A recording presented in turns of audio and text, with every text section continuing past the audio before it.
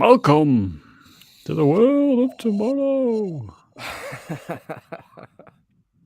Welcome to Nerdcast with the nerds. I am ready. You can we aren't smell even the that bad. sweat. And Mountain Dew. Oh, Gross, by the way, I don't know how people drink it. It's awful. let's do just a quick 5 minutes on Mountain Dew. Absolutely disgusting. It's fucking piss, I man. don't think don't I've know ever had it.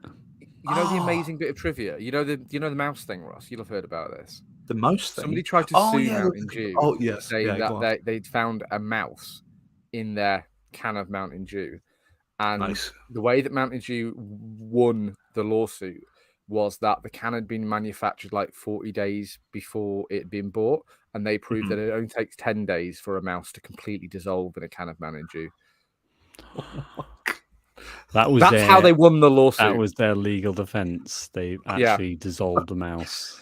Like, I'm sure there's a joke in there, like if the glove doesn't fit, if the bottle doesn't dissolve. Genuinely, like, no. There can't have been a mouse in there, not because our factories are clean or because we don't allow that sort of thing, but literally because you couldn't have known there was a mouse in there because it would have dissolved weeks before you drank it. And this is the thing: how would they know that? This isn't the first time they've had to state this, is it? They know that shit. It's weird though that it's like the my brothers drink like Relentless and stuff, and Monster and things like that. Honestly. And that's a real I hit 21 and my brain was like, nah, that's not an edible. I don't understand how crashes work. It's just honestly like Mountain Dew. Like I equated Mountain Dew with regular soda like Coke or Sprite or 7-Up or whatever.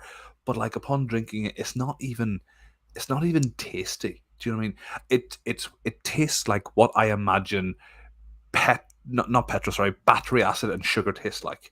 It's just overly sweet, but no substance to it. It is fucking horrible. Whereas your Relentless or your Monster Energy or something, at least there's a sweetness to that. There's different flavors you and can caffeine. Like at least and caffeine helps. You've got it's you've all got the same shit. It's caffeine and taurine, and it's addictive and I'm so thankful that was one of the stuff that was never one of my vices, like energy drinks. I think I've had maybe all the rest of them, 10. not that. Yes, yeah, all the rest of them. Fantastic. We prefer the good old fashioned, tobacco. Coffee. Now it's time for ASMR Ross's light no cigarette. Just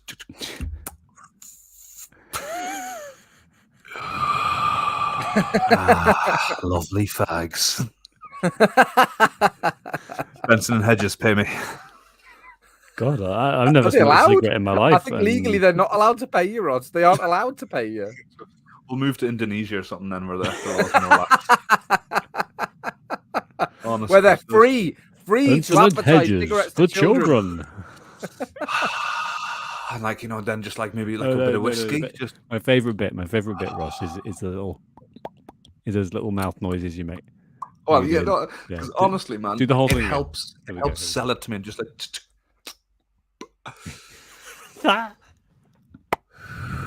Next up on the Midnight Hour with Ross and friends, we have another cigarette. That will be a really short-lived radio show. Ross smoking 60 cigarettes. Yeah, because 2 weeks in is 3 months later, he has to have his esophagus removed. Unfortunately, we don't have the next up on the Midnight Hour. We don't have the rights for any music, so it's just me smoking and sharing my racist views. There we go. Thank you. Whoa. I think I would listen to Sam smoking because I reckon it'd be George on Seinfeld. Sam, it'd be like virgin lungs there. Amazing. Oh, what is this? What have I put into my body? I've never had a cigarette in my life. I've never smoked a cigarette in my life.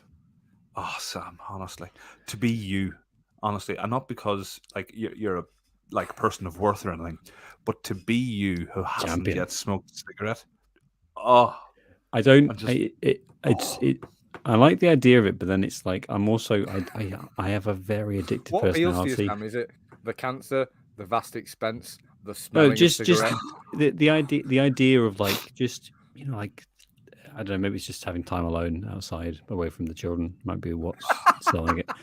But You know what? Ross is an 80 a day man. you It's don't the actually face- smoke, Ross, do you? No, I don't. No, Like, yeah. but I used You used to. Yeah. But there's like, believe me, Sam, when I say if the face-off technology was there, I would swap me and you in a heartbeat, and I would destroy your lungs. And I'm sorry, because I would do that to your children, but honestly, worth it. But then I just realized that's not how the face-off technology works. We It's swap not our how it faces. works. not our The bodies. clue's in the name there, Ross. It's the face that comes off. It's just a face. I guess you'd be putting lines on Sam's face, but you'd also be putting the tar in your lungs. Me so smoke. Sorry, Sam. And then it's just you two, and like Dave's like trying to tell Ross. me, Ross, wait, and Sam's like, no, let him figure it out. Let him figure it out on his own. At the very best, it's long off. That's all we've got. Oh my god. Here's the thing about Face Off. Here's the thing about Face Off. This is the last little Loving thing this. here. Can we right? do face off soon, No. please? We can. Now I'm imagining the idea of like Face Off is fine, but look at John Travolta and Nicolas Cage, right? John Travolta's got a much bigger head than Nicolas Cage. Like there's a logistics thing where the join on the block. face. Like if you Block. put Sam's face on Ross's head, the join's gonna be like there for Sam, like just around there. But then the face is gonna be really scrunched like- up in the middle oh, because Ross has terrible. got a I bigger got head. Terrible Instagram filters. I've Like, got you know, we swap faces. It's Or like- literally that. It's gonna like be a the skin Ronaldo issue. the You're Ronaldo gonna see the statue. join. It's not gonna be hidden by hair or anything. Oh, Or a hat, you know. The Ronaldo statue. Is that what we're talking? And it's going to be like here. I'll show you. How do I share my present? So share screen. And there we go. That'd be This worth it. that's going to be. Oh Good yeah, Lord. exactly like that. What? Do you remember this? No, So he commissioned. Someone did it for him.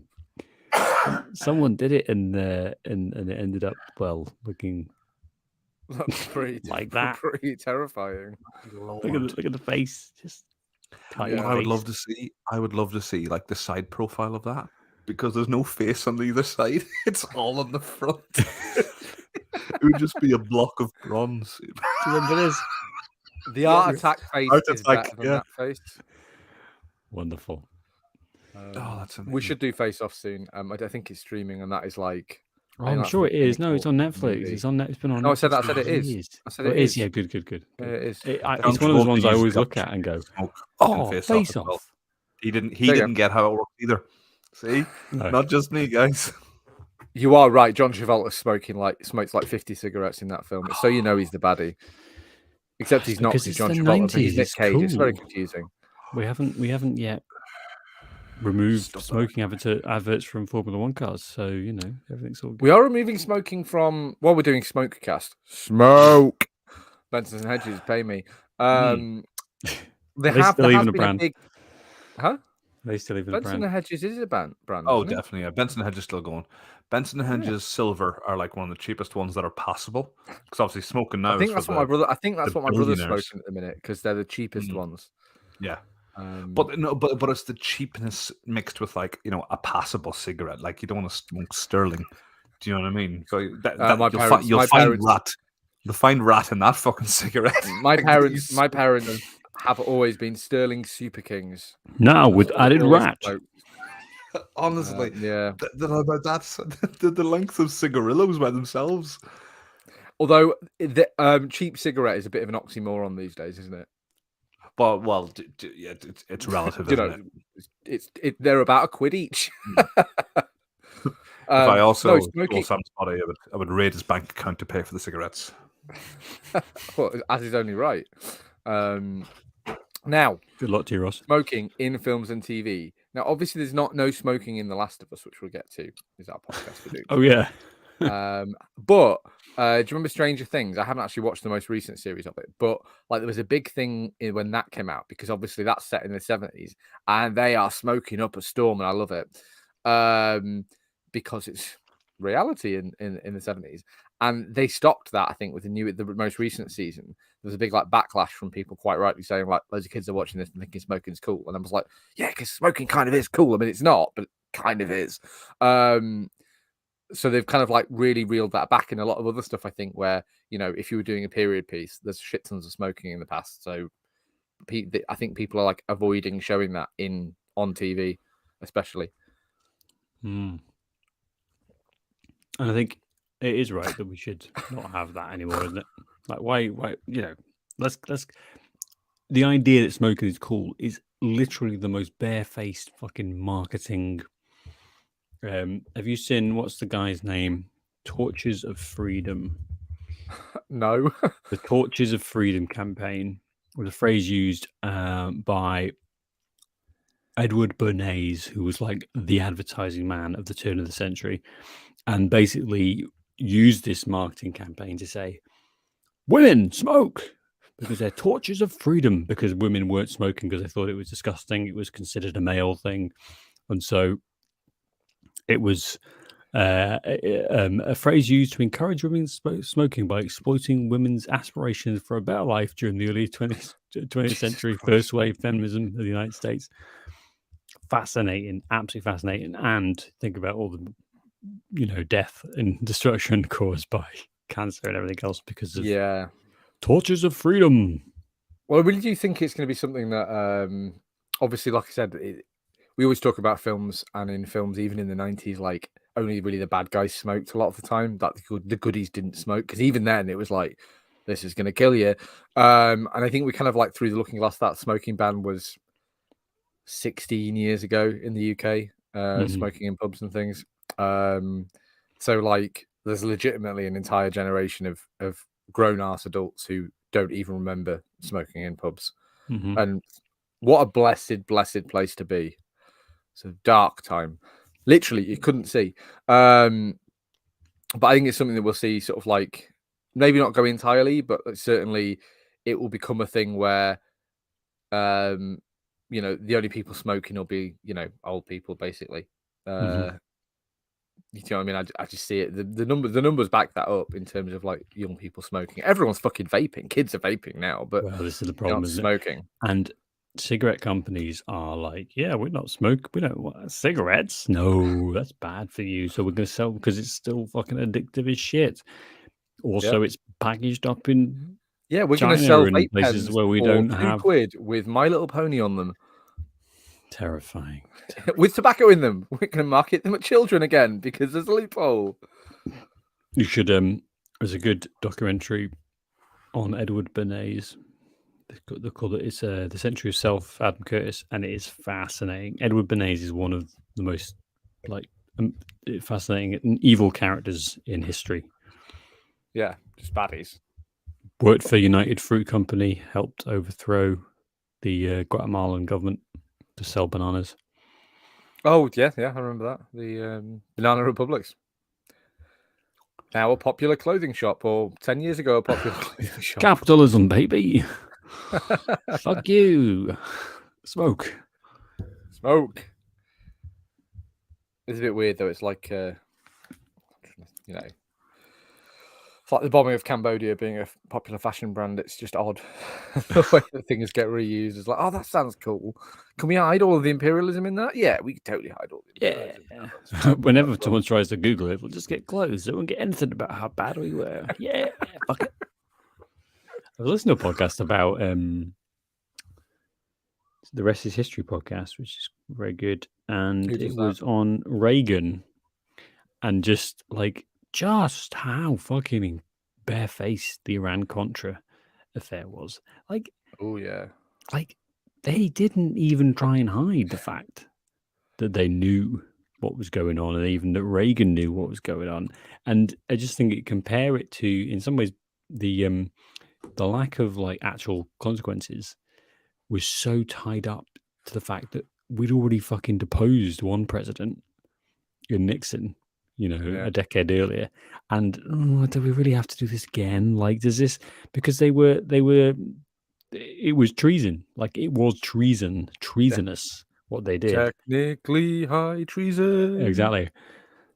And it's just like, it's amazing that they managed to get away with that and not have any real consequences. And Reagan is even remembered as being like, you know, he's not remembered as being the crook. He's remembered for being, I guess that's what happens when you cut everyone's taxes. You know? Cut everyone's taxes, gave the military and the police loads of money, like Thatcher. My parents and grandparents certainly are Demonized, very, dying very- gay people in the AIDS crisis. Brilliant, great stuff. yeah, exactly. But they're very pro Thatcher, literally because she gave the army a pay rise, and my dad's family was in the army, and so they were like, "Oh yeah, we love Thatcher." In fact, I was nearly thrown out of my grandparents. They're now dead, so I guess I win that argument. Nearly thrown out of their house because I dared to say, and it was against David Cameron. It wasn't even against Thatcher. I just said words against David Cameron, Oh, and I no, was right, told Jack. they were a conservative household. And if I held different opinions, I could basically get out. Way to go, with democracy. Way to go. Quite funny, isn't it? I have deep mistrust of anyone who actually identifies as being a member of a political party. I think Well, they're after something, you're probably a bit thick, aren't you? Yeah, I think so. Sorry. Yeah. Because it requires so much compromise. Like it requires you to completely compromise yourself for the party. For the party. Well, yeah, like you said, it's your opinions become subservient to the good of the party.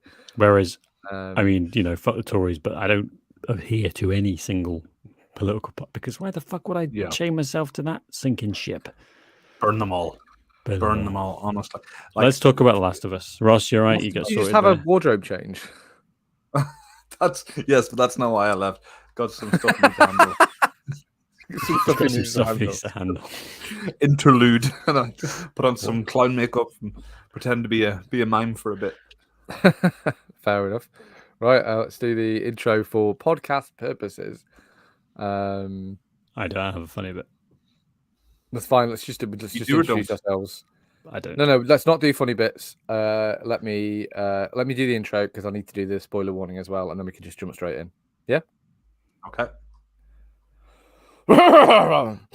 Just for Sam's audio purposes. Hello. Welcome to this episode of the Imaginary Movie Podcast, a podcast where we don't talk about movies, we talk about TV shows. My name is David, and I'm joined by my co-hosts, Sam and Ross, who are not allowed to speak in this very special episode. And we will be talking about The Last of Us, the TV show. So, if you are listening to this and you can't read, well done for finding it. We're going to be spoiling the entire first season of The Last of Us, so that's all 9 episodes. You have been warned, and probably the video games as well. I mean, we'll just everything. Just I mean, you've had certainly the first video game, and probably accidentally the second video game because I haven't actually played it. No. You've had a solid 10 years though to play the first one. So. Yeah, I know exactly. It came out in 2013. I don't care anymore. I'm spoiling the TV show because the TV show came out mere weeks ago. That's fine. Yeah, like I mean, we're timely as ever. You've not played it. We're also maybe let's spoil Oblivion or fucking Baldur's Gate from '97. So, The Last of Us TV show, Ross, you browbeat us into watching this, and I did. I did, and usually, I mean, my ability to watch TV shows is so diminished by endless YouTube videos that I just can't sustain anything for more than 10 episodes. So when I started watching this, Nicola got into it, and that was it. Fine, because we went through, and actually, I thought this was really entertaining, despite the fact that I'd played The Last of Us 1 when it came out, and to me, that was one of the best video games I've ever played. It was like a perfect package. Yep. Just complete. And I consciously, when the DLC came out and The Last of Us 2 came out and all this, and said, I never want to play these. I don't have any interest in the world. That was such a complete storytelling experience that I don't want to have anymore. And I'm still not sure if that is my opinion. It's interesting you mention that. And just to completely veer off now the TV show and talk about the video game. It's quite interesting you say that because before the sequel got announced, I was talking about this game with one of my former colleagues, Ollie, when we used to work at like Team PlayStation, and we were talking about games we liked. We were talking about The Last of Us, and I was saying, "Oh, wouldn't The Last of Us 2 be amazing?" And he says, "I see The Last of Us like Red Dead Redemption." He said, "I see The Last of Us as a game that you shouldn't do a sequel for. It was so complete. There was nothing left open. There's nothing to gain."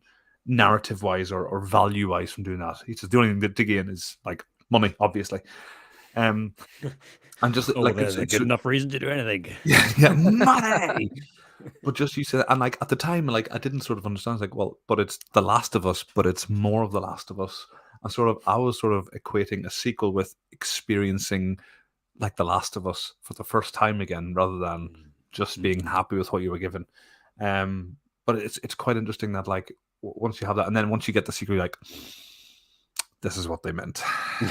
So what did you Never think meet your of it? heroes. Did you like The Last of Us 2? And did you play the DLC? Because there was DLC for the first one as well, is that right? There I was played- DLC for the first one, so I Go on, feel like Dave. I played the DLC for the first one. I kind of agree with you on the video game. I was very anti them even making this TV show, which I'm sure we'll get into. Yeah. cool. So they make this perfect video game, and fuck it, let's just talk about the video game for a bit. Like, to me, the reason that the video game is so good is because number one, it's a standard shooter with okay mechanics, like it's acceptable, but there's a lot of clunky, like fucking jump over the wall, Joel. What are you doing, Joel? Get off that. Like it's not like it's super fluid. It's a bit like Red Dead actually, which again has pretty difficult mechanics sometimes. And how many times did you accidentally blow someone's head off because the buttons are so fucking like? But the good thing about The Last of Us is because you've got this narrative, like in a sea of just absolutely desperate shit that is video game stories. I mean, it's an absolute wasteland of actual proper storytelling. We had a story that was human, that actually connected on a human level between two characters and their development, and it was unconventional in some ways, and that to me is what stood out. And so then, like when the challenge I think that they've had is to transfer that into the video game, and that's the measure of success for me, is how well do they manage to transfer the video game story into a TV show. And that's something I'd like to pick up as we go. Well, that's where my argument on, and just preface it, I quite like the series as well. I thought there's some really standout, excellent bits, which we'll get into. The reason I was really against them even making it was because of all the things you just said. The Last of Us was this standout narrative video game that was, the story is really, really solid. So solid that they barely rewrote anything for this series. And I mean that in a good way. It's telling that they basically took the script for the video game and just did that. Like, that's really telling that they thought that was good enough for a, probably 10 hours of TV if you sort of average the episodes out. Yeah. But the reason I didn't want them to make it was because I had such fond memories of The Last of Us, which was probably the best game on that console when we played it at PlayStation 3, I think. And it was phenomenal. And the experience, in the way that get on my little video game soapbox here, in the way that sometimes video games can be more than just a film or just a TV show, I think, in a way that you engage with it because you're playing as one of those characters. I think you identify even more deeply than you would empathize with a character on the TV. So you're playing as Joel. So video games as opposed. Go on. Sorry, Dave. I was just going to say, video games as opposed to movie. When you're watching like a really stirring movie, it's it's a lot of sort of empathy. Do you know what I mean? Oh, I can only imagine being in that situation. God, imagine that happening to you. But like you were just sort of probably getting that, Dave. Like in this, you are Joel. You were playing as that. So this happening to you, and more so, just to hit that nail in the head as well, or rather into the coffin. There was a point where, like you said, Dave, I first played The Last of Us on PS3. That first, 20 minutes of the game, heartbreaking, and this happens in the TV show as well. Episode 1, where Joel loses his daughter, and that sort of scene where he realizes that she's dying. Oh, heartbreaking. Then I played it PS4. Oh, yeah, amazing. And that's where I played the DLC, actually, Sam, because you got it free with the PS4 version.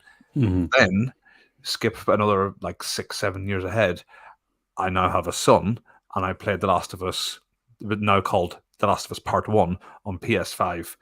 And that same scene, yeah, Jeez. because that's it. Sorry, It's a good example of why the video game, I in my mind, I think, can be more impactful than. And I think the TV show also does this. I think there are bits of the TV show that are way more impactful than they were in the game, but there are way more moments in the game that are more impactful than on the TV show. And that moment when you're trying to save your daughter in the very beginning of that video game, like, correct me if I'm wrong, Ross, but the game kind of fucks with you because I don't think it's quite like it's not a cutscene where the daughter gets shot. I don't think. I think there's like an action sequence that leads into it that kind of, that typical mind fuck in a video game where it lets you like move the stick and move, but it doesn't make You a difference. control the daughter, don't you? At the start. Yeah, but she gets shot regardless. But it's like that. So that game kind of like, but because it tricks you into thinking that you can somehow affect the outcome, this is the benefit of the game, is because you're in that mindset, and it. So then the death, even though it is exactly, even though it was always going to happen that way, like the game sort of tricks your brain into thinking, oh, if I'd just done that differently, I could have saved her, and just for a second, and I think it then just hits that bit harder.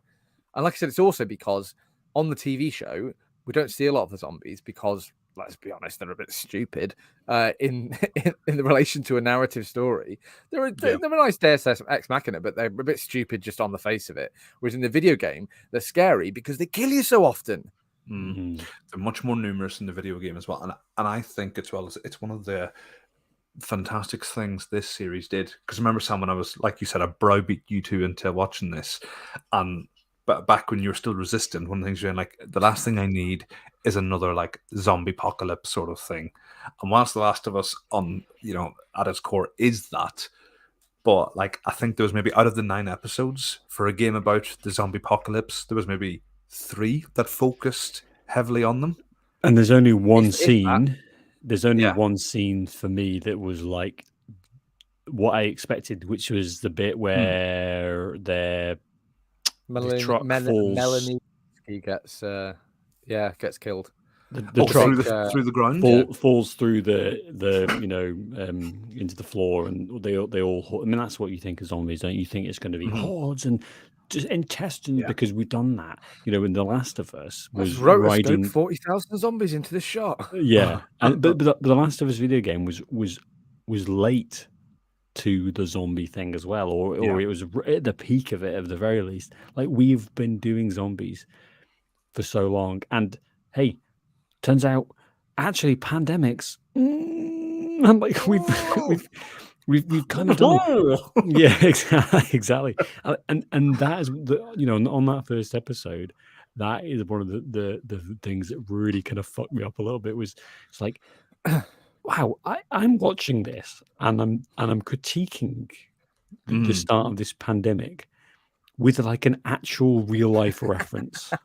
Yeah, like when you think about going back and playing the game originally, it was like, wow, that's fucking crazy. Like, oh, geez. Yeah, madness. Yeah. Whereas now I'm like, well, would it happen? I mean, just thinking back to March 2020, like it wasn't. Maybe I guess that would happen if this was like you have a real reference of what a pandemic looks like. It's quite stirring, isn't it, when you see that after having experienced what we have, and then seeing that, like, holy shit, everyone dismisses it. Everyone dismisses it. And this is an extreme version, isn't it? This is an extreme version. But we all remember having those conversations in, say, February or early March of being like, oh, fucking hell, this China thing's pretty crazy. Anyway, so like you just move on with it. And then when on March the 23rd or whatever it was, when lockdown was declared, war was declared, like you just everything changed quite quickly, and we're still living with the repercussions of that. Obviously, it wasn't the same level of societal collapse, but there was a moment, and just as a quick aside, there's a moment where we were having a really, really shitty day. We were locked inside, and we were just like, we need to just get out. So we just, right at the peak of it, we broke lockdown rules. We got in the car, we just drove round because we just needed to get out anywhere. And there right there, officer. Yeah. The billboards had yellowed and were starting to peel, and there were adverts for things that had happened last month that had not been replaced because the advertising companies were just like, well, we're just going to leave them up there. And it was an apocalyptic moment. And I think this show, interestingly, being made after an actual pandemic, they've tapped into that. And I think that helps, sell it. It helps it sell it, and especially the first episode, which is really graphic. But you kind of believe it. You kind of feel a bit more comfortable almost with the idea that this could happen. Familiar, and that's pretty fucked up. That's not a good thing. Do you not think also that it's good because I think it almost, until obviously they're driving through roadblocks and shooting zombies and things. It's quite toned down, I thought, the whole pandemic thing. Because again, we're like, well, the initial reaction wouldn't be, let's go out and loot a load of stuff. I mean, if you aren't in America, I mean, that's a big caveat, but like, obviously that's quite close to going out and like starting riots and looting things at any American city at any point, time. Even in normal times. But like, mostly it's a lot of people going, what are we doing? Like, I don't know what the rules are. This is weird. Which is what the thing of the pandemic was. Gonna work, I guess. Yeah. What's happening? What do we do? Like, you know, and it's interesting to see that. I just can't help but feel a bit relieved that, you know, I can't believe I'm about to say this sentence, but that we had COVID first, and then we watched that episode of The Last of Us. Because I can imagine if the way about, you'd have a fair few people like watching this scene, and then COVID happening, just like shells into the shotgun. This is not an instructional video. Please do not do this. Please remain calm. It's well-worn territory, like we said. I looked it up earlier. The Walking Dead came out in 2010, which I think is the big mainstream, like, everyone watched this. And then so The Last of Us is actually capitalizing on that. And the TV shows, like, which The Walking Dead is, I think, is it still going on? Is there a spin-off still on the air? Season, it's horrific. I mean, the first episode. It's horrific that it's still going on, and it's horrific in its content as well. Previous episode, we did The Walking Dead, the first episode, directed by Frank Darabont, who did the Shawshank Redemption. Fucking amazing, beautiful, incredible piece of television. Like, way before as well, like the big TV shows. You know, the golden age. Well, right at the start, I guess, the golden age of TV, but fantastic. And then what did The Walking Dead descend into, which was just gore and violence and just pornography, you know, zombie porn. Honestly, selling merch. That show devolved into every character has to have one outfit so we can sell toys, and they've got to have one weapon so we can sell toys of that as well. Yeah. So fast forward to now, let's get into some of the other episodes, but I really want to keep that thing in mind of when you're playing a video game, it's different to watching it, because I think that's such an important part. Yeah. When we meet Ellie, I think a really, really great performance. Like, she's going to win an Emmy. Like, surely Bella Ramsey is going to win an Emmy because she's like 19 or something like that. She's a baby. She was literally playing a 10-year-old child, like what seems like 3 years ago, but I suppose it was 10 years ago. So she's absolutely amazing performance, and the chemistry of Pedro Pascal is just wonderful, and like, but I think they also managed to capture really well, I think, the Ellie that's in the video game, you know, and watching it with Nicola, who hadn't seen this before, I think it did such a good job of that, of selling the idea that these two people are not friends, you know, like, because when Joel's daughter dies, you think, fuck, well, that's it, you know, and then you're obviously seeing them becoming a kind of father-daughter surrogate thing going on. You know, that's the overall journey, isn't it? But I love how well they managed to sell the absolute hatred they have for each other, you know, when they initially meet, and you see all of you see how fucked up they both are, and all the shit they've had to deal with, which obviously we see later on, especially with Ellie. And I just think, sorry, go on. Sorry, Sam, to interrupt. I have to say as well, but that relationship, it's one of the things. Let me preface this by saying there's not many things that the TV show does better than the video game. But one of the things that the TV show absolutely nailed was, like you just said, Sam, at the beginning, they fucking like loathe each other. They don't have much patience for one another.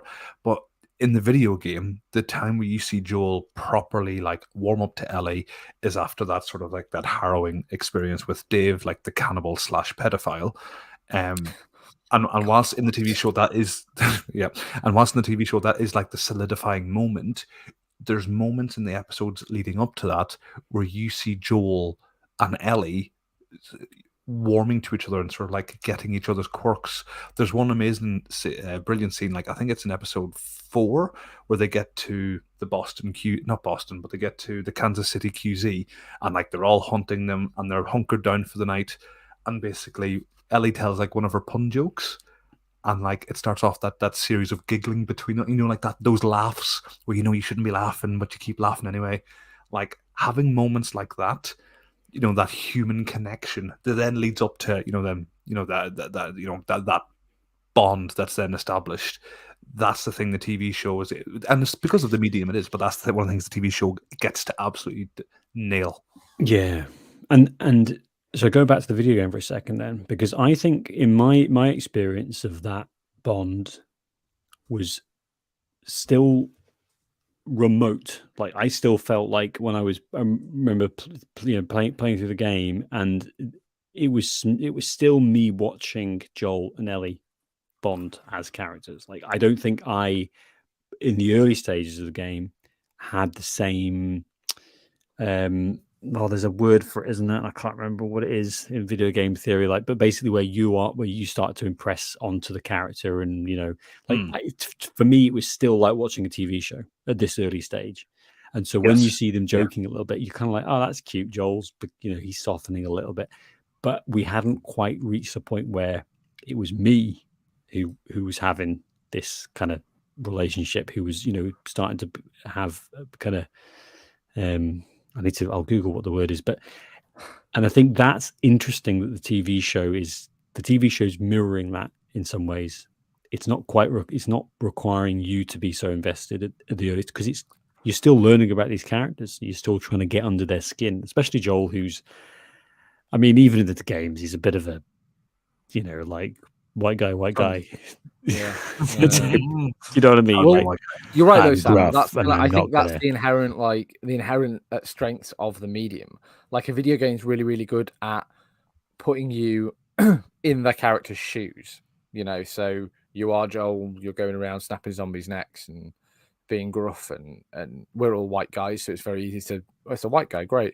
Whereas a TV show, I think, is much more like it's presenting the whole thing. So yes, we mainly follow Joel around, but it's not quite as monolithic as the video game in that respect. So that we get a lot more of Ellie, we get a lot more of like having to gather stuff from the way that these characters emote, rather than having played the mission, picked up all the things and done all the stuff, and you know what I mean, inferring things from that. I think it's just a different way to like. It's interesting having played the game and watched this. It's we almost could have got someone's wife on who's only watched this TV show to like provide the, you know, the alternate opinion, because it's tough to separate the feelings. Yeah, absolutely. One of the things I want us to touch on or talk about, there's two things. One is the incredible episode 3. And then the other thing then is basically some of the similarities and the you know, the differences between the TV show and the video game. So starting first off with the latter, I am both equal parts like geeking out and thinking it's a really clever way they've done that, where they've implemented like some direct lines from the video game. And like just off the top of my head, the two brilliant ones was again where Ellie's in that cage, you know, by the, you know, being captured by the pedophile cannibal. That's quite a combination. And basically, like, you know, he manages to like break his finger, and he's like, oh, you know, what am I going to tell the others? And she just goes, Ellie. You tell him Ellie's the name of the little girl who broke your fucking finger. She, like, the actress as well, she fucking delivers that like perfectly. And the other thing then was like, it's actually the same episode, and it's that bit where Joel has managed to capture two of these guys, and basically he's trying to find out where Ellie is. And it's a harrowing scene where Joel basically stabs him in the leg, and the guy's like distracted, obviously, you know, by the knife in his leg, and Joel then like slaps him in the face, like, look at me or I'll pop your goddamn kneecap off. And he has him like point out in the map, and he says, it better be the same place your buddy points to. And then he points it, he kills the first guy, and then the guy's like, I ain't telling you nothing. He's like, that's all right, I believe him. Just like beats this shit out. It was incredible in the video game, and it was incredible in the TV show.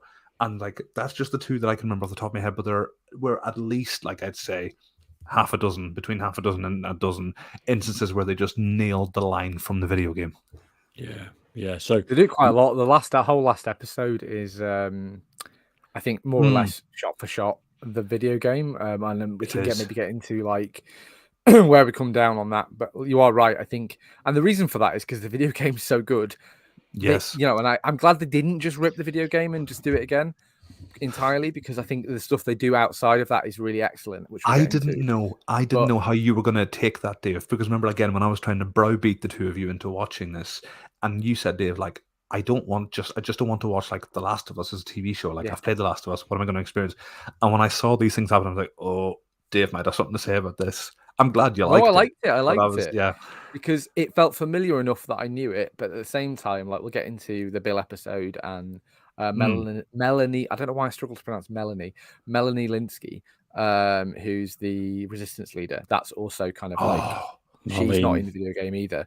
No. So like some of the elements of that are from the video game, but a lot of it is just they wanted to, and again, this is kind of what I liked about the series, is they wanted to make a good episode of TV, and that for me is kind of like, right, great, fantastic. You've actually decided to make television, and that's, it's fine that you're basing on this video game, and great, you can rob from it as much as you like, and that's fantastic, and you've got all these fans.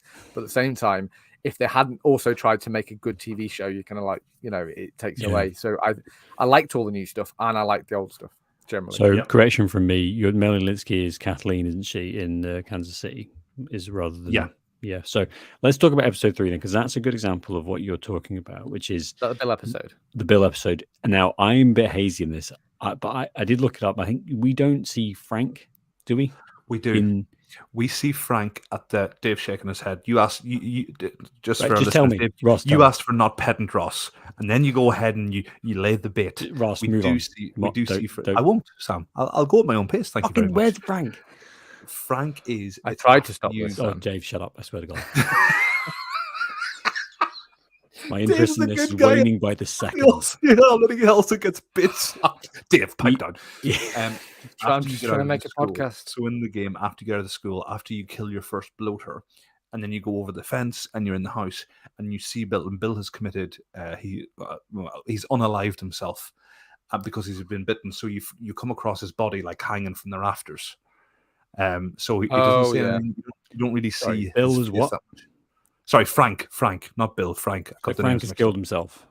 Yes. Oh, you're just going to say that. Cool. All right. Sweet. We've done the spoiler. Well, yeah, but apparently there's like things with the algorithms on YouTube. If you mention the S word or the KY words. Well, no one's watching anyway. So take views away from it. If you suicide or kill yourself, that was what I was trying to avoid. Minus views. Yeah, let's just nail it, Ross. It makes it really easy for the YouTube algorithm to pick it out. You've in the video game, from what I remember, bloody. That's true.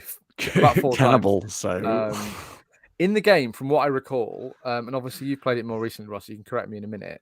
So in the series, you have the episode with Bill, and in the next episode, Joel and Ellie get there and they take the car. In the game, you meet Bill, you fight some zombies in a garage, and then you take the car, and he sends you off. It plays on like that, but you meet Bill. Bill's alive, and it never doesn't really.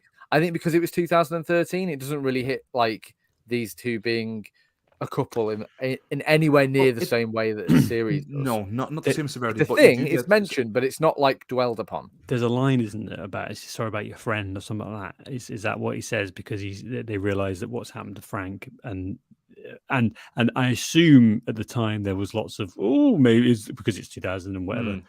Maybe are they? Like whereas actually now, so episode 3 though I think is a great example of what you were just talking about before, where they, for people who've played the game, they're giving you something new. I mean, never mind that it's a wonderful, just I think it's the best episode of the series. Yeah, I agree. I think it's such a wonderful bit of storytelling. It makes sense in the world. It adds so much character to the actual to the rest of the story. We get a bit on Joel, we get a bit on Tess, like all of there as well. So it's not just it doesn't feel like a down episode, which is what we get so often in TV, which is like, okay, we're gonna have a great action one, then we're gonna have a really quiet one that was cheap to make. Wind it back.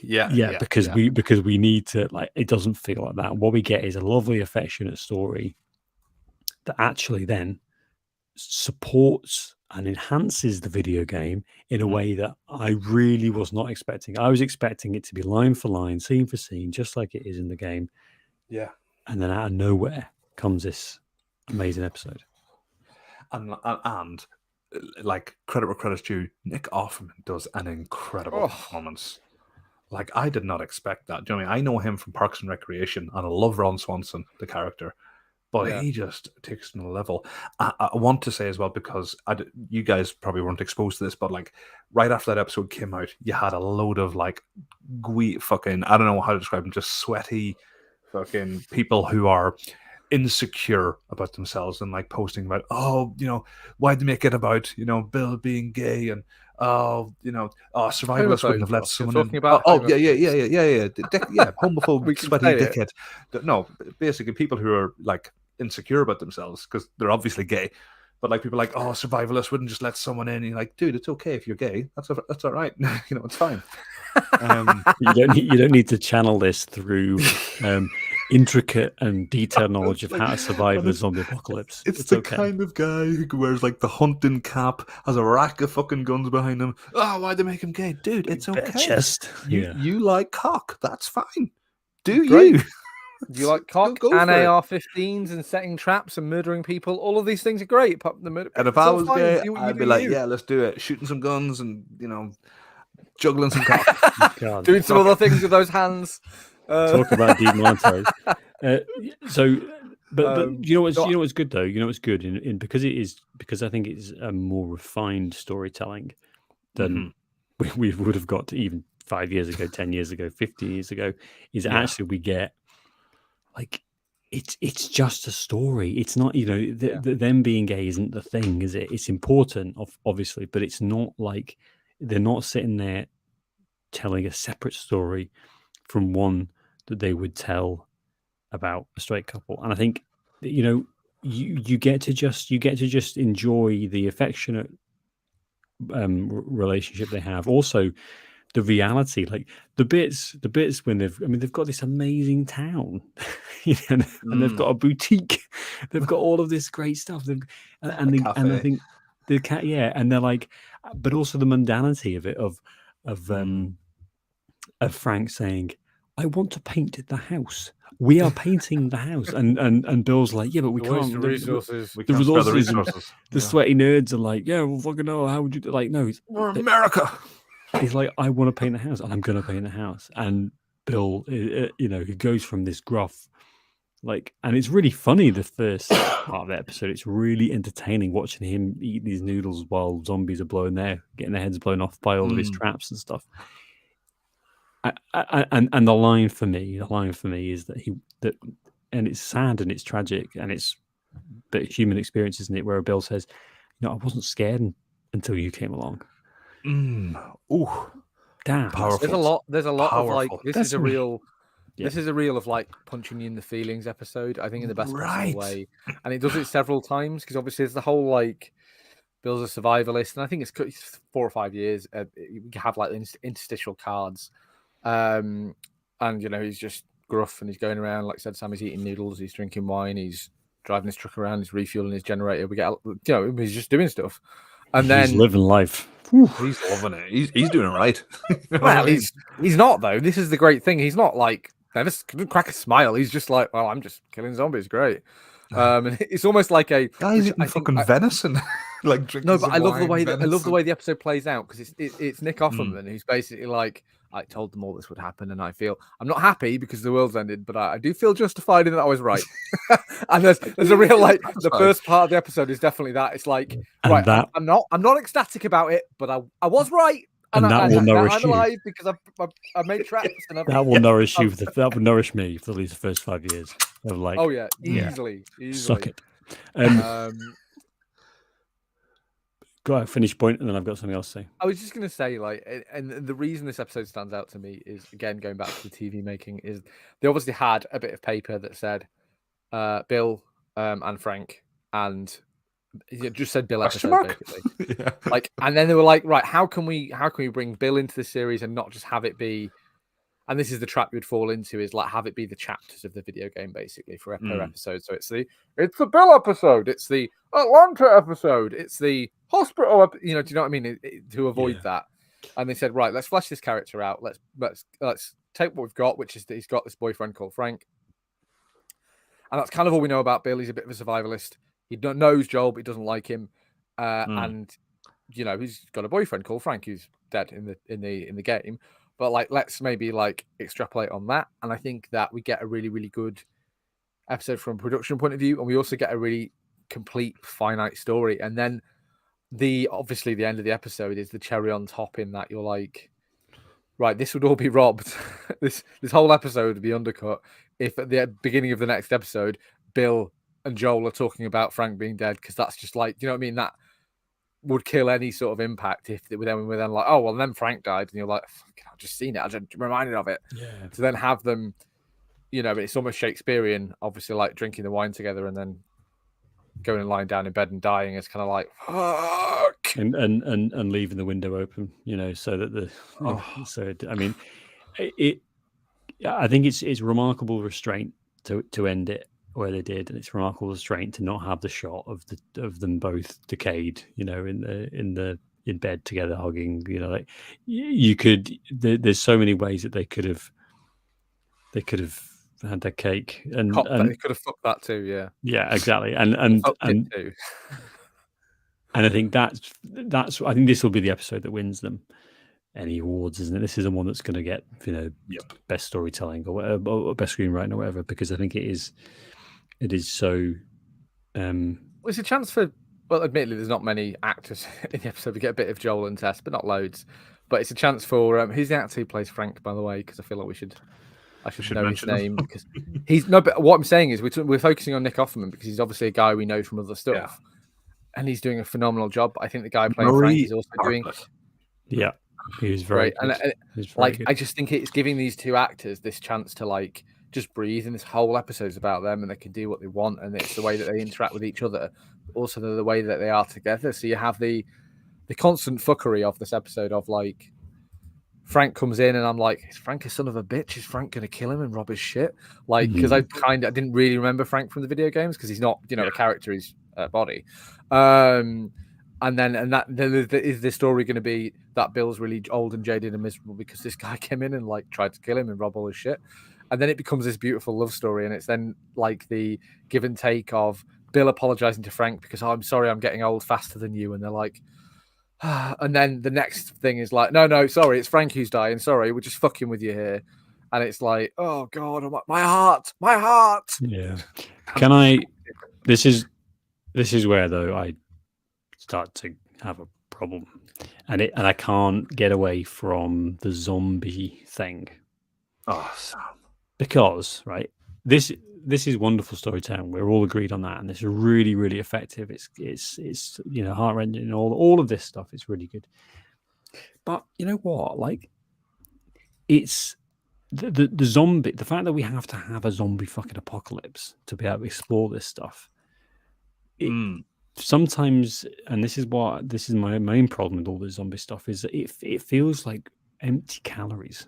It feels like we are just we're using the zombie apocalypse as like an excuse for us to be able to explore genuine emotion and genuine like human experience in a way that's like safe for us somehow. Like this type of thing is happening all the time.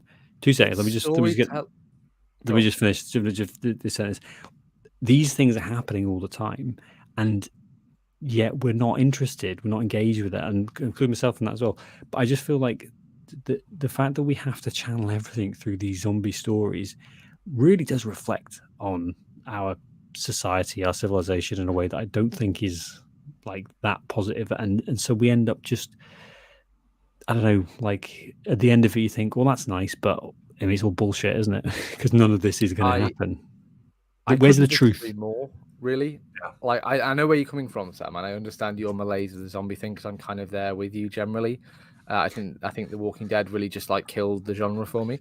However, I don't know I if it's think The Walking Dead or Fear the Walking Dead, because that thing can. I definitely watched Fear the Walking Dead because No, The right. Walking Dead had already No, killed right. me. But when I heard that there was a prequel to the TV show that was still running, I was like, "You guys haven't earned that. You have not earned No. that." Sorry, But Dave. from a deeper, more sort of like point about the way that we, as people, as humans, enjoy stories and storytelling, the way I look at the zombie apocalypse setting is it's just shorthand. It's just shorthand for these guys and their relationship existing more or less in a bubble. Like, it's a way to explain. Do you know what I mean? It's a way to kind of like set the scene in a way where you don't have to spend a lot of screen time explaining it. I think that more or less all the stories we enjoy kind of that's a good exist point. in this world of Mm. existing tropes. Any apocalypse movie has a lot in, or TV show has a lot in common with this episode or this series generally. The zombie apocalypse.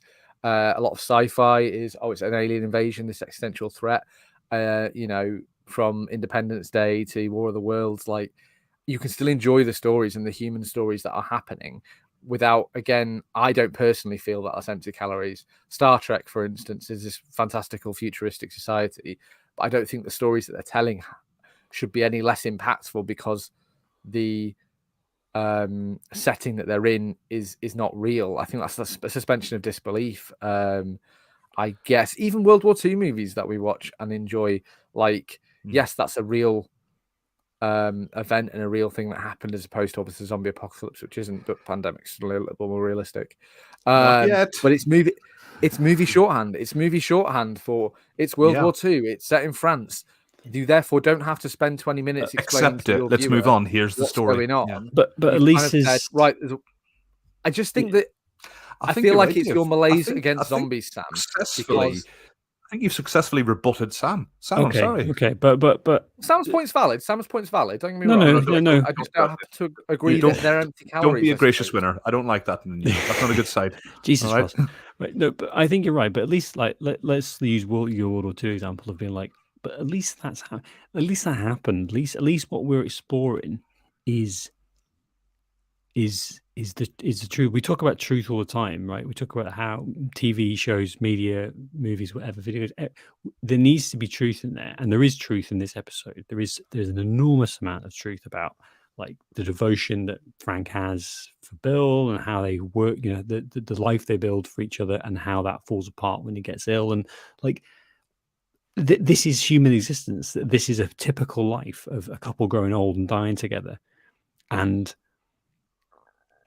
so then when it almost, for me, feels like cheapened a little bit by the fact that we have to use this zombie edifice, this, like, facade, to make it actually meaningful for us. That.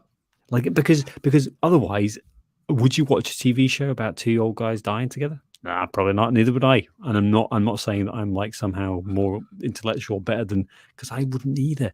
But the problem is that then we're kind of left relying on these suspensions of disbelief to be able for us as a society to explore a human story that is happening right now in your neighborhood, or like, and that to I me think is that maybe where says there's a more little about bit the of a TV that we, as problem. nerdy white guys in our 30s, are watching, because there is stuff out there which, Yeah. like you said, Sam, more explores things like this. It's just a harder sell, because honestly, if you'd said to me, "Oh, it's Nick Offerman and his boyfriend, and they love each other, but they're gonna kill themselves at the end of the episode," I'd be like, in whole, "Nah, honestly." yeah, Regardless of what the setting is, I'd be like, honestly, that all sounds quite heavy, and then maybe I'll just watch Pokemon again, or maybe I'll just I sit and know. watch. And And that's that's the what I'm problem. talking about. The thing, The fact Sam, that I is think the unreality That's is the they problem. are choosing to tell Yeah. the story within this zombie apocalypse universe. Not because that's the only way to tell this story, because we aren't the only people watching TV. Specifically, there's a recent-ish TV series which my sister and my mum were watching, which was just, every minute I watched of it upset me because it was just depressing. This is about a us. family. This is us. us. This is it. Nicola watches It's the about- black kid who's adopted by the white family, Oh and my there's god! the fat sister, and It's like, again, it seemed really, really impactful.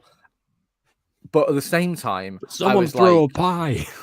Exactly. What I'm saying is that obviously that tells you that there are plenty of people who are more than willing to watch just, oh, it's this suppressing story about this older gay couple who love each other and Yeah. all they've That's got the is thing each though as other well. and It's old all of people that. dying together. I'm telling you, old people dying together will hook people because old people somehow, for some reason, are adorable to people, not to me.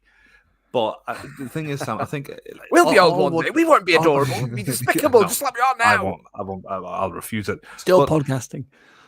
the thing is, what you're both saying, I completely agree with. I skew more with Dave on this though, and I think it's more of like make hay while the sun shines. Sure, yeah, it's a setting that's kind of unbelievable, but like you said, Sam, there's a lot of truth in there, and maybe we just appreciate that. Yeah. And I think also baby And- steps. Do you know what I mean? Hang on, Dave.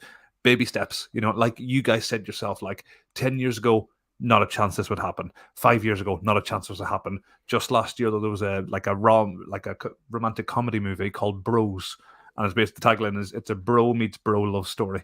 So, like I said, it's not Bromeo and Juliet, but you know It's not, what I mean. We're not Baby plummeted steps. Rome yet. wasn't built. But it's- Rome wasn't built in a day, Ross.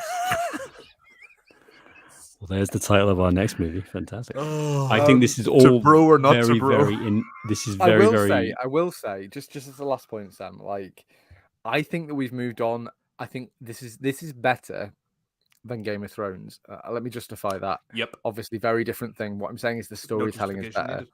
The storytelling is better, where we don't just have like random, unexplained, and poorly defined incest going on because incest is edgy, which we had in the Game of Thrones. Yeah. Like at least the decisions that the human beings are making in this series. So you've got Bill in this episode. Bill and Frank are fantastic. I initially didn't like the Kathleen episode with initially didn't like the idea of it. I was like, this is the zombies and the war and all of that. But again, you have human beings acting like human beings act irrationally, but from a place of Kathleen is ready to like fucking go to hell tonight along with everyone else in this city to exact revenge for her brother. The guy, the guy she's hunting, Jake, is it Jacob? Ross? Yes, Jacob. Let's his just. brother. Who also isn't in And- the TV show. I mean, this episode. Huh? More Sorry, than- in the game. He's in the game. No, it's actually different characters. It's actually slightly different characters, I think, isn't it? But the ending's the same, isn't it? Like he kills his brother and then shoots himself. Yeah, but I think it's his son in the game, is it? Maybe. But anyway, what I'm saying is that whole episode is like, it's kind of believable that Kathleen is hellbent on revenge. I mean, there's that literally is as old as Shakespeare or Rome or whatever. It's like, that we're all going to go to hell tonight, but I'm going to get what I want. And Jacob's having the same point of view about, well, I've done anything to save my brother because that's the, do you know what I mean? And we'll all go to hell tonight, but I'll save my brother. And again, it's kind of that like singularity Henry. of purpose, which It's is Henry and Sam is what we're talking Henry about. and Sam. Sorry, Yeah. But her Kathleen, her hatred, her drive. There's something really, really powerful in that. And Dave, sorry if I'm treading ground you've already went over, but no, go she on. doesn't try and paint herself as the anti-hero or the wronged party. Her brother's dead, and she will burn the fucking city to basically to be queen of the ashes. Well, not to be queen of the ashes, but basically to make sure Henry is in that pile. Yeah. Because earlier in the episode, or actually the previous episode, one of her right-hand man shows her all the cracks in the ground, so they know the zombies are coming out. But obviously, and again, the TV show doesn't say what that is, but you get the idea. That's not good. Yeah. But she doesn't get. She's driven by one purpose, and that is to make sure Henry suffers, his family suffers, anyone with him suffers. Amazing. And that's evidenced at the very end of this episode. Again, I think they nail all the emotional beats here, where she's unrepentant. It's not like, oh my God, all these people are being killed and I've got to run away and save myself. No, she's still trying to kill Henry. And that's, again, that feels very real to how human beings act. And again, Sam, within the setting of the zombie apocalypse, again, makes it, but I don't believe that that's empty calories. I just think it's the catalyst to tell this story. Yeah, I agree.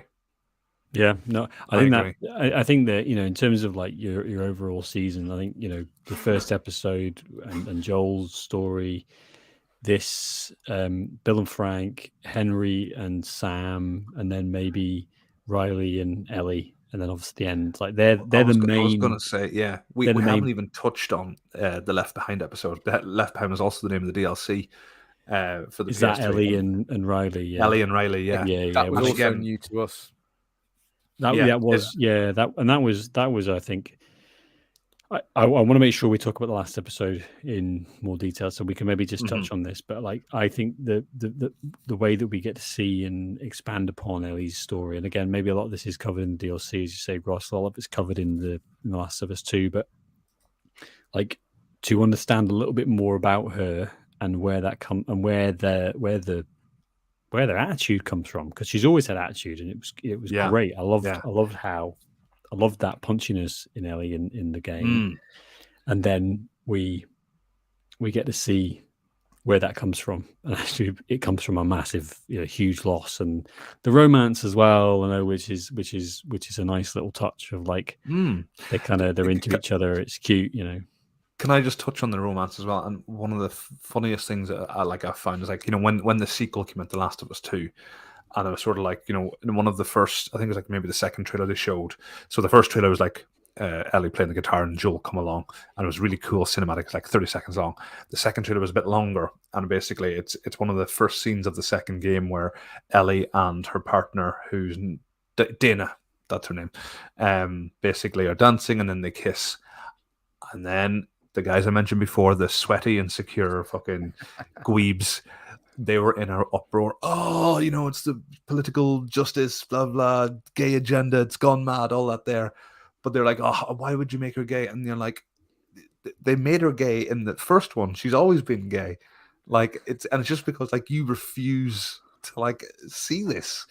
You can't. What they've done, homophobes on the internet trolls, is they've written a gay character, and therefore she's gay, and that's what they've done. And you and didn't notice, and you liked it, and you didn't notice, because she's a person.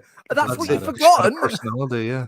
It doesn't matter. No, what you she's did, a person first, and she has a sexuality. Great, but how is it relevant to her life in the zombie apocalypse? Exactly.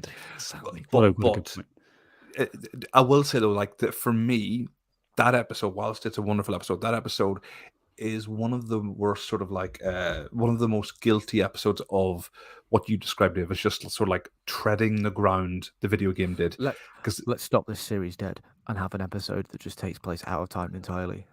Oh yeah, It is slightly filler. Hey guys, you enjoying this series, The Last of Us? Guess what?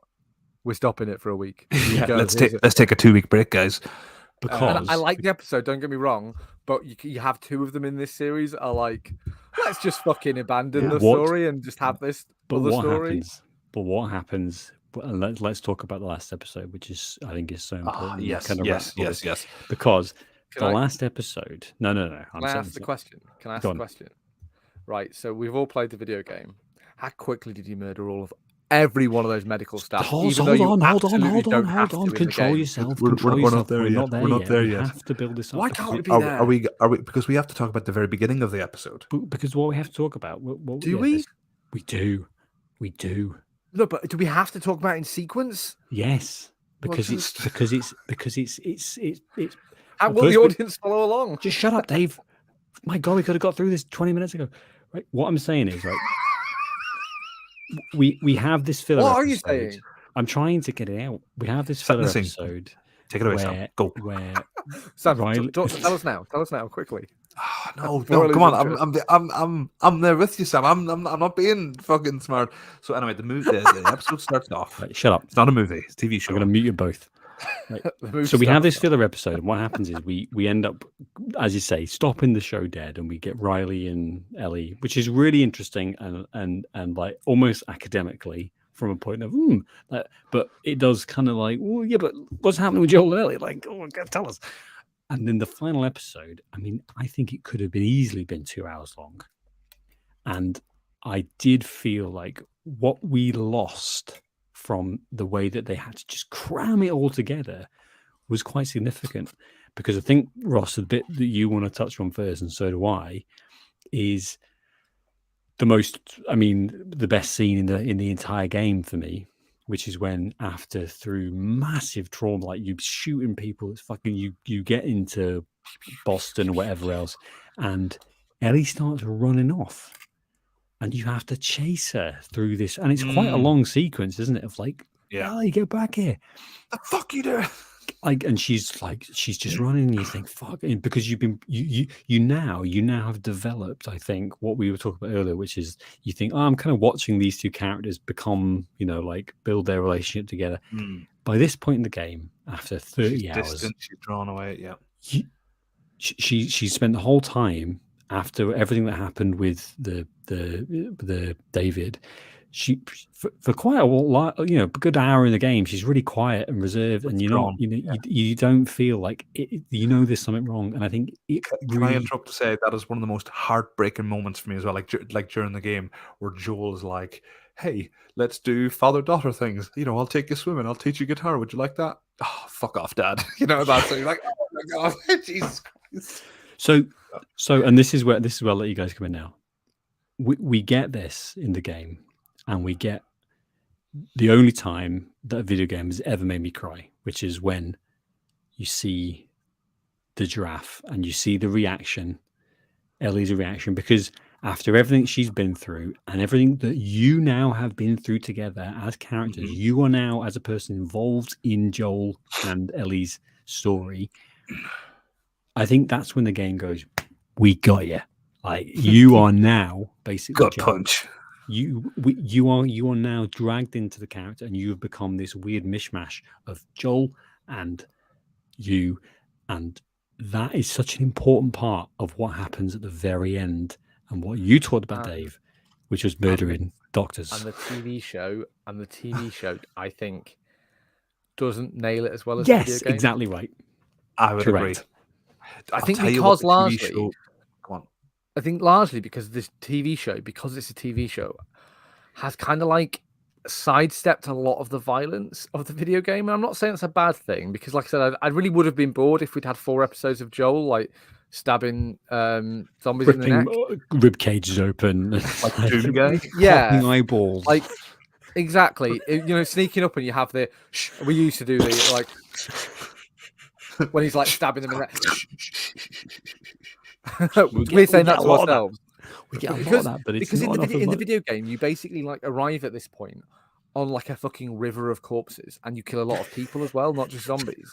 Like in a way that sticks. Exactly. It's like that Metal Gear Solid level, Ross, where all the people you've killed are in that. Metal Gear Solid 3. Anyway, the river. Sorry. Stay focused. Yeah, stay on target. Swear to God, if they make a Metal Gear Solid movie, I will lose my shit. Continue, I know, but we'll focus on this for now, because in the video game you're so violent, and you're kind of steeped in that, and you're a bit probably like traumatized almost by your Joel, and you're doing all these things, and the zombies and things, and you're killing them or whatever, but you kill a lot of people, and there's a lot of violence and a lot of blood, and a lot of like Joel being a pretty despicable human being throughout that game.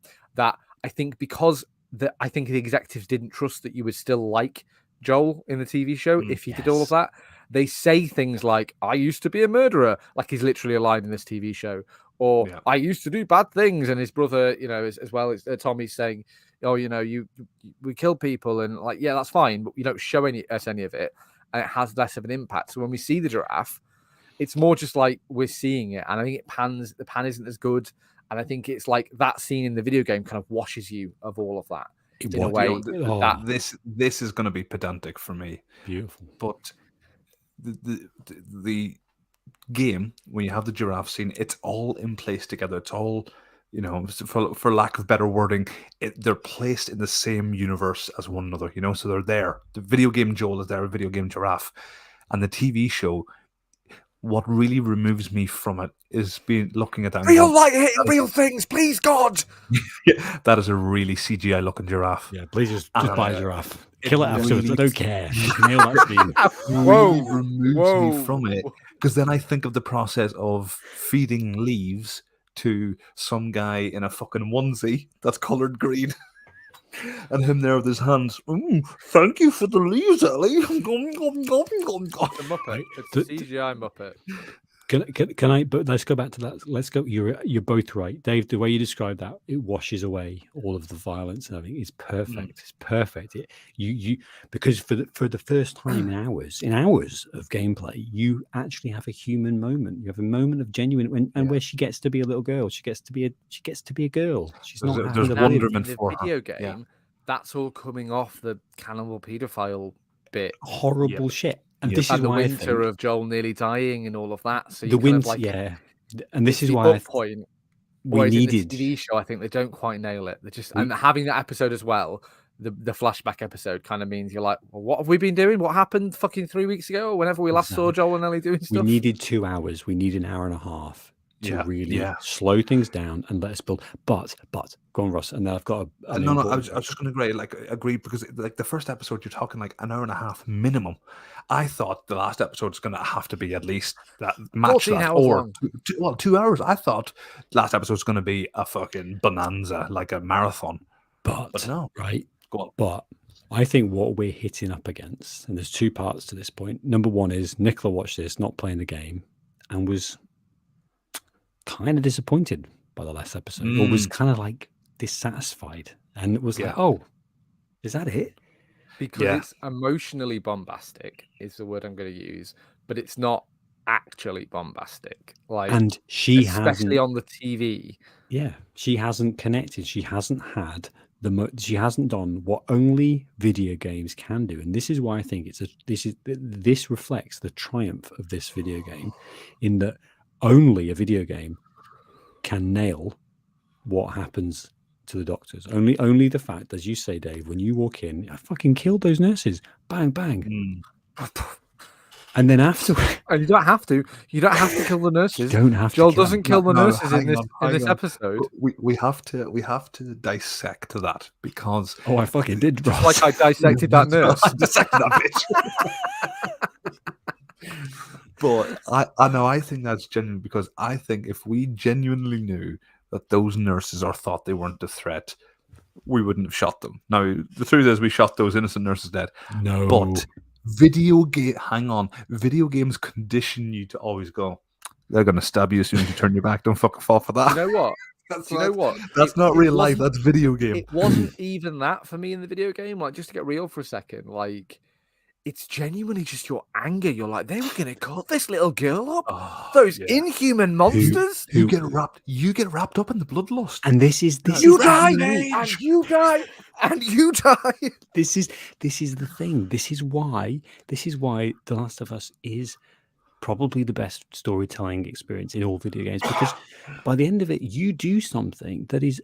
I mean, that's before you killed all the other guys. You are a walking through. monster. If You're anyone a asks you, monster hey, would you shoot a because- doctor to save a girl? Oh, I don't know. What's the circumstances? Hey, would you shoot Ellie if you're Joel? Fucking right. I'd shoot. No, not Ellie. I'd shoot the doctor to save Ellie if I'm Joel. You're goddamn right. But we have to, like, you have to have gone through everything to get to this point where you become Joel. You become irrational because, in a way that only video games can, you are dragged in, and yourself, like, and that is an amazing thing. That is an amazing achievement. The other example, and this is it's not quite there, but you know, at the end of BioShock, where you get the reveal that the entire time he's been saying, would you kind of go over there and shoot that thing? Would you kindly? And it ends up that you, as a player, have been controlled by, in the same way that the character has, by this code word that they've been using. And it's really clever, and it's a great reveal. That is like a really simple version of what they managed to achieve in The Last of Us. In The Last of Us, they managed to make you encompass and become a character, or at least merge together, so that by the end of it, you do something that is inhuman, because just like you would as a parent or whatever else, you would do anything to protect But this girl. the TV show softens Joel, and I don't think it necessarily hurts the series as a whole. But because they've softened him, like, even if we just had one episode where you kind of have it with is it Kansas City? You kind of have it in Kansas City where he kills that guy, and there's a couple of others. But like, I kind of need like a sustained 20 minutes where Joel kills 4 or 5 people he doesn't have to kill, just in the heat of rage early on, so that we Spits on the understand ground, that. walks away. Just so that we understand, and then doesn't seem bothered by it, just so that we understand that he's capable of this. Because in the last episode, as opposed to the game where it's like, yeah, I've been fucking killing people this whole game. I've got dozens of bodies behind me. So him going through on my barge, I'll tell you, and killing these people. But in this series, it's like, go on. I was going to say the best way I can summarize it is in the TV show, I only get the sense that Joel is like, and I love the TV show, but when he kills whatever, it's only to you made me do it. Or you maybe do it, to for revenge or blah blah. Whereas in the game, you get the sense that and I don't say this word lightly, but he does it to survive. Do you know what I mean? There's no remorse. It is what it is, and you kill this guy now, he can't kill me later. I mean, well, exactly. And you get that, back in that scene I talked about earlier where he stabs him in the kneecap and basically kills him. And then the guy's like, oh, I'm not going to do anything. That's okay. I believe him. So he was going to kill them all along. Do you know what I mean? He could have tied them up and left them. But what I was going to say, and if they kept that would have been brilliant, because there's that episode where they come across Tommy and the settlement he's in. And there's an incredible scene where you don't get any of this in the game, where basically Joel breaks down when he's trying to explain to Tommy why he can't take Ellie any further, because the guy's got PTSD. Like he's got tremors, he's got shakes, he's having anxiety attacks, and you don't get that in the video game. So again, that's another example of like one of the things the TV show, like, oh, amazing, where'd that come from? But yeah, it is really good, and I love that, and I love the whole detour. And I'm like, why just stay here, guys? Fucking hell, this is great. Yeah. Look at this. This is literally a commune. Like, we are literally communists. Yeah, which is a funny line. But it softens Joel. It softens Joel to Dave's point, and so you end up. It kind of takes away from the fact that by the end, what he does seems.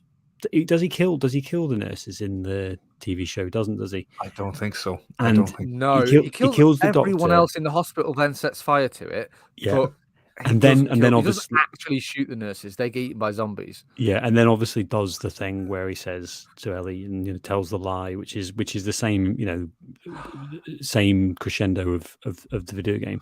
But you do get that scene with Marlene at the end, and this is like straight ripped out of the video game. It's literally line for line. Yeah. Ellie in the car, and then he goes back to finish Marlene. And she's like, "Wait, let me live." You just come back for her. Bang! I'm like, oh shit! That's the Joel. That's the Joel. Yeah, but it doesn't quite feel earned. Do you know why? Do you know why? Because this isn't the Joel that we know from the TV series. He's quite soft generally and nice and wants to help. And again, I think from a TV point of view, the actual killing of Marlene, I think the way that it's kind of like interspersed with the scene of the car, I think is shot really well. It's really clever, and the sound effects were like you hear the shot in the car, don't you, before you actually go pan back to the scene. All of that's excellent. But yeah, it just feels a bit like. And you know why? It's because it's not possible. Like for the first time, I think, as video games are developing, they're such a young medium, and they're as I've said, video game stories are utter trash 98% of the time. But we have so few good examples of genuine storytelling that isn't just movies, isn't just cinematics. This is the first time I think we've actually had something novel, something new, and only a video game can tell this story. Is what I'm suggesting. That only a video game can genuinely impart what we experienced as playing the game onto someone like my wife who watched this, who ended up going, "Oh, like." And it's still great. But it's not the same. And when I explained it to her and said, well, this is actually, she was like, wow, yeah, that would be really powerful. She was like, it's a bit fucking scary. I'm like, yeah. But again, a little bit. But don't forget, I was not excited to watch the TV series.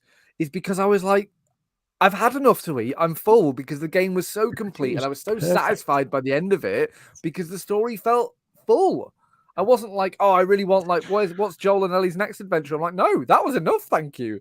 I laughed, I cried again, and then I now I'm killed finished. A couple of nurses unnecessarily. I killed dozens of. I snapped so many SWAT team members' necks for no reason. I could have snuck past them.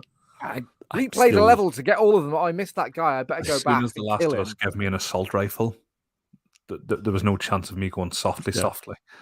Oh no, I was always like, because the way Joel took them down, like grab them by the neck and go, shh, shh, shh, like right in their ear, quiet, shh, quiet. Tell him Joel sent you. One of the great things, like, this is the last thing I'm going to mention, but like I mentioned before, like, there's some great sort of similarities between the two, and like one of the great differences for me, or the distinctions, was, I don't know if you guys noticed this, and I only probably noticed it because I played The Last of Us Part 1 recently on the PS5, but you have that scene, once you begin shooting your way through, it's sort of like it's tense action music in the game, and then that scene where you're carrying Ellie, there's this like soft melodic music sort of playing, and that music is what's playing in the TV show where Joel's going on his fucking like shooting rage. So, and the point I'm trying to get across is like the contrast between like what you have as the active participant to get you sort of vibing and going versus the TV show where it's trying to basically, oh, he's shooting people, but he doesn't want to, but headshot and headshot and headshot. It was surreal. Yeah, it's not. He doesn't really want to, but he's really good at it. But goddamn, he's good. But yeah, it just felt like it came out a bit in the middle of nowhere a little bit, and like I said, I think that really kind of dampens the emotional ending of like. But what a place to be in, like actually. Let's go back to the start. I had no interest in watching this, like you just said, Dave. And yet, I think it was. I think it was great. I think it was really enjoyable. I think the performances, the production, everything. We could probably go another hour, to be honest, on all of the different aspects of it. Really well made. Talked about Pedro Pascal. Yeah, like, but it does. Like obviously they're gonna make Last of Us 2, Series 2, and I'm like, well, I probably will watch it because Nicola's invested. And I had a great intro for this as well. I had a great intro for this on all the names of the. Let's name the Last of Us series. They're going to make 10 of these, like the Fast and Furious films. So it's the Last of Us Part 1. Fucking hell. The Last and the Us.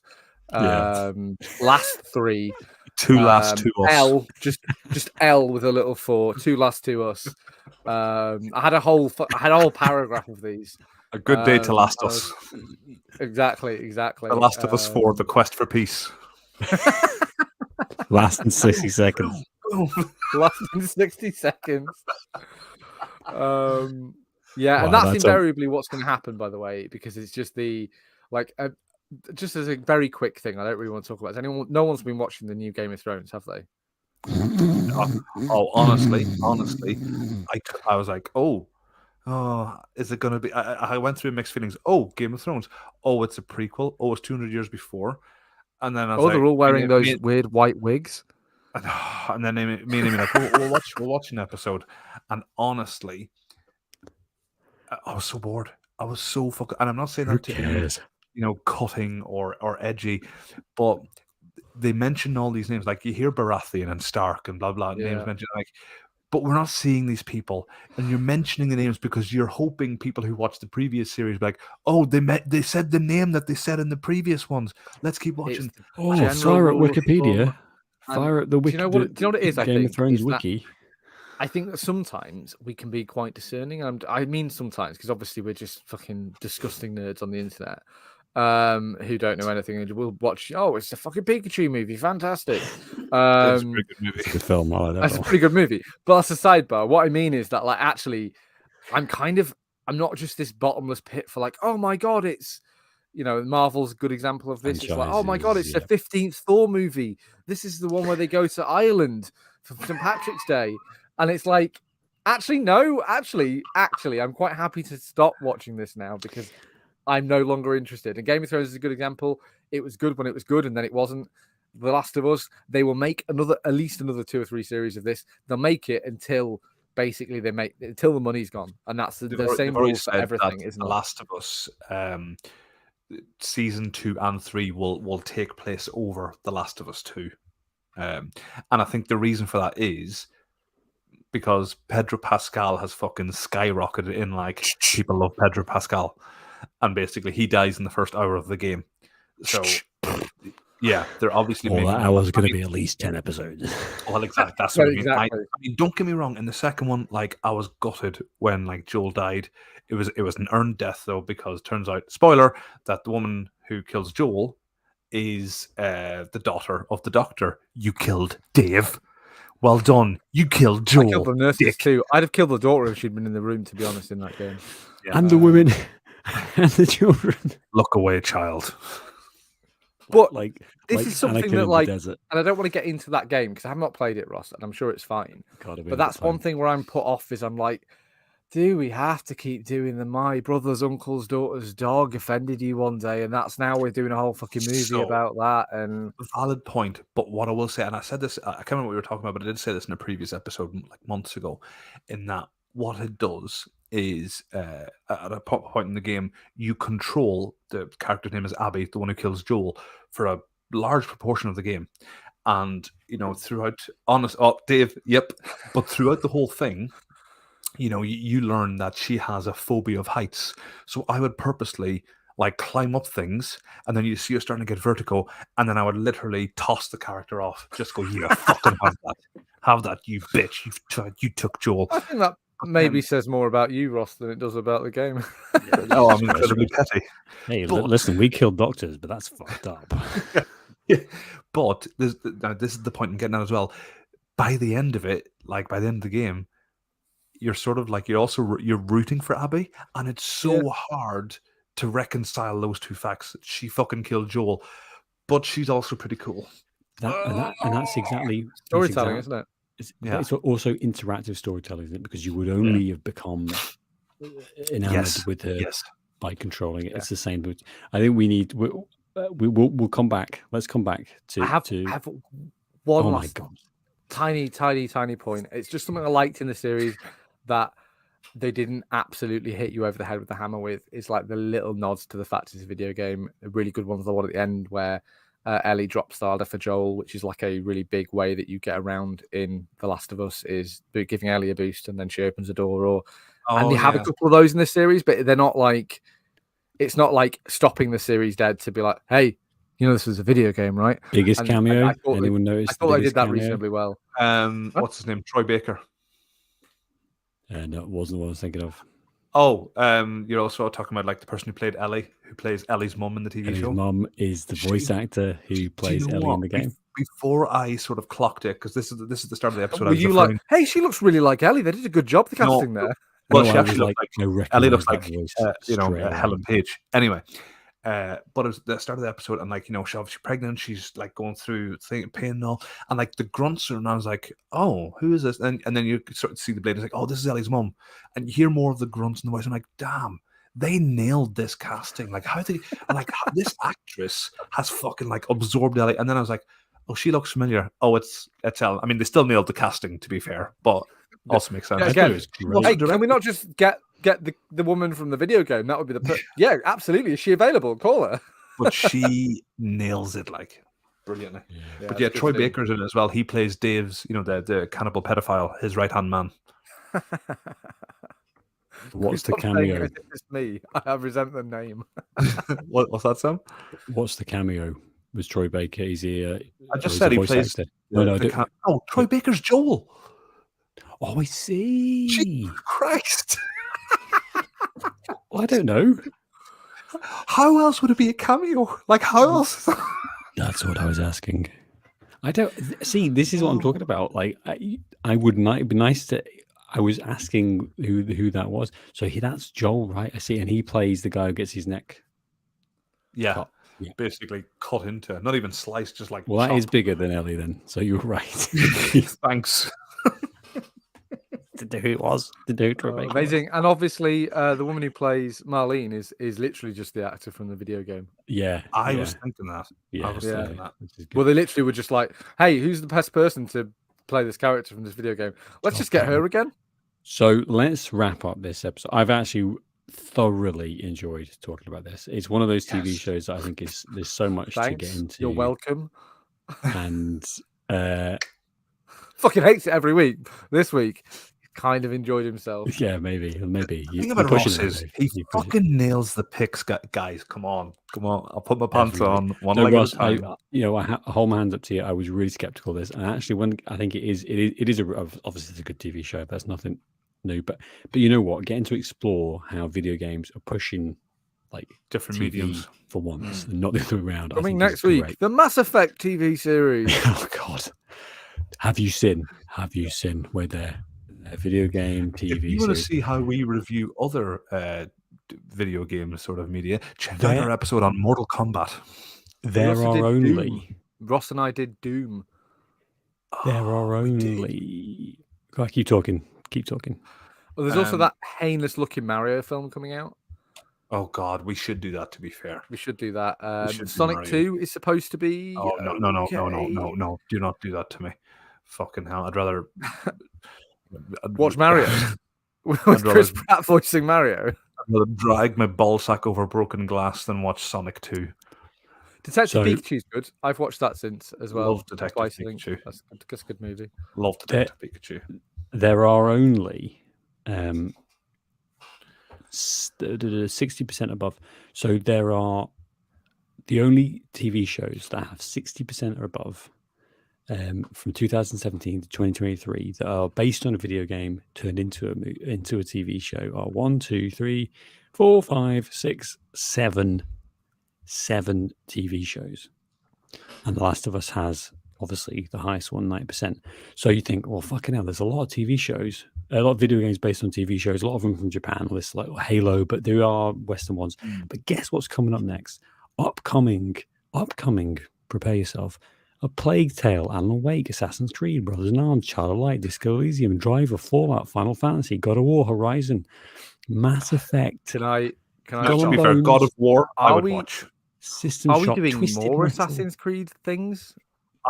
Dave, I was about to say, I bet They- they're they making did a another movie that Hitman movie came- as well. This Fourth is- time's a No, charm. no. don't TV forget as well, series. you've got Cyberpunk TV. Ghost Runners on Netflix.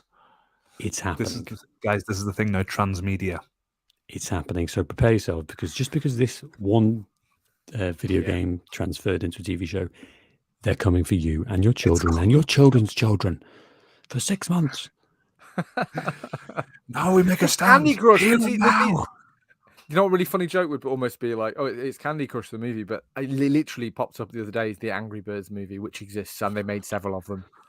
Also, there's a fucking emoji movie, guys, Oh, and yeah. Candy Crush is in it. And oh my god, it's a 90-minute advertisement, and I'm like, how did this get? Anyway, that's another fucking review. Do you know what it know is, Ross? you know what's worse? It's like the movie business is like big fucking vat labeled slop. You get all you can, you No, no, greedy no. fucks. Have You it know all. You know what's going to be way worse than that?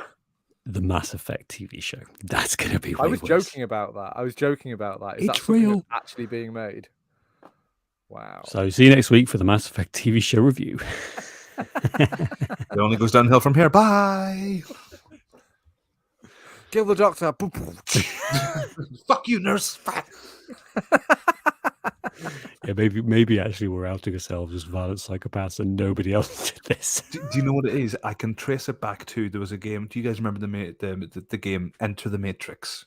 Yeah. And basically, I think I talked about it before, you played as Nairobi and Ghost. Awesome fucking game. But that game is what instilled in me that everyone is a potential threat. You're walking through a bank, bang, bang, bang, bang, bang, potential agent, bang, bang, bang, bang, bang, bang, bang, bang, bang, bang. Fucking decimating everything. Stay away from schools, Ross. Ugh, bad time or something.